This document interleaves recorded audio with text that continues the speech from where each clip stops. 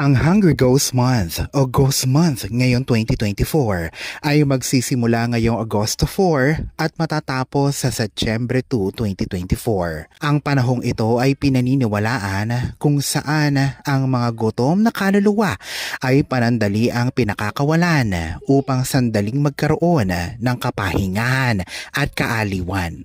Ang Hungry Ghost Month o Ghost Month ngayong 2024 ay magsisimula ngayong Agosto 4 at matatapos sa Setyembre 2, 2024. Ang panahong ito ay pinaniniwalaan kung saan ang mga gutom na kaluluwa ay panandali ang pinakakawalan upang sandaling magkaroon ng kapahingahan at kaaliwan. Sinasabing mataas ang antas ng negatibong enerhiya sa panahong ito. Sa panahon ding ito ay may mga bagay na dapat iwasang gawin.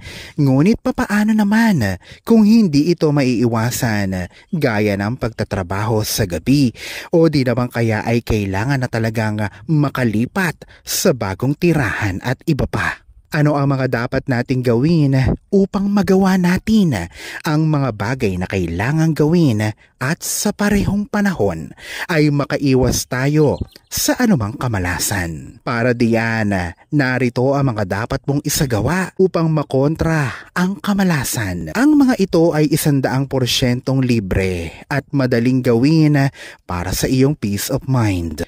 Kung ang trabaho mo madalas ay sa gabi at hindi maiiwasan gaya ng pagiging gwardya, nurse o call center agent, ito ang mga dapat mong gawin. Magbaon ng anumang bagay na pinaniniwala ang proteksyon base sa relihiyon na mayroon ka.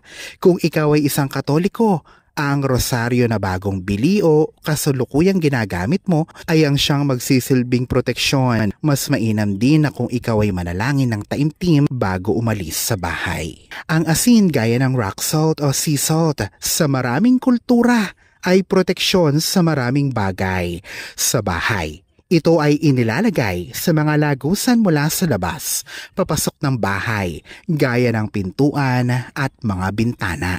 Bago ka umalis ng bahay, ay maglagay ng asin sa red pouch. Ilagay ito sa bag, bulsa o wallet. Ito ay mabisang pangontra sa malas. Bago ito ilagay sa bag, bulsa o wallet, ay hawakan ito ng 2 kamay. Idalangin na ingatan ka nito. Ang paliligo din ng tubig na may 3 kutsara ng rock salt o sea salt ay mainam na gawin bago umalis at bago matulog. Nililinis nito ang negatibong enerhiya na maaaring kumapit sa katawan at pangtaboy ito ng malas. Pangalawa, kung kailangan naman ng lumipat sa bagong tirahan dahil sa may kontrata ito o maaaring nadestino ka sa ibang lugar at kailangan mo nang magbago ng lokasyon at ito ay nataon pa sa panahon ng Ghost Month. Para dito, hanapin ang mga swerte at paborableng petsa sa isang feng shui almanac o ang tinatawag na tongshu. Ang mga ito ay naglalaman ng mga auspicious o swerteng petsa kung kailan mo dapat gagawin ang isang bagay.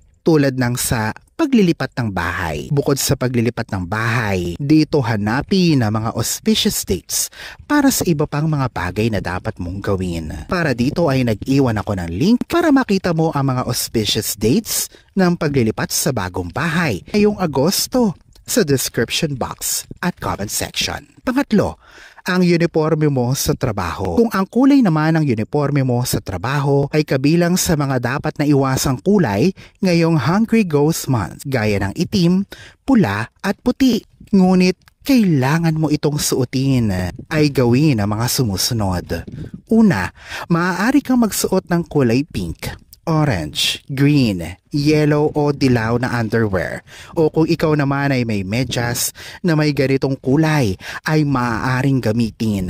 Pangalawa, maaari mong isuot o dalahin ang mga pampaswerte mo at proteksyon gaya ng mga amulet, lucky bracelet at kwintas. Pang-apat, mabisang proteksyon ang evil eye na mayroon ka sa panahon ng Ghost Month.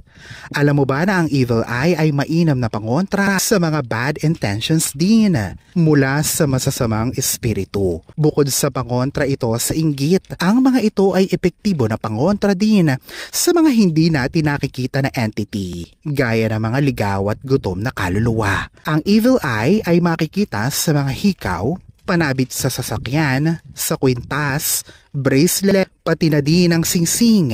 Mahalaga na ipa-cleanse na muna ito bago pagamitin. Ipa-cleanse ito 5 hanggang 3 araw bago mag-ghost month. Ang mga bagay na nabanggit ay mainam na pangontramalas sa panahon ng ghost month. Kaya wala ka na dapat ipag-alala kung ito ay makakaapekto sa mga pang-araw-araw na normal mong gawain. Ang mga ito ay suotin, gamitin at dalahin bago mag-August 4, 2024 hanggang sa September 2, 2024.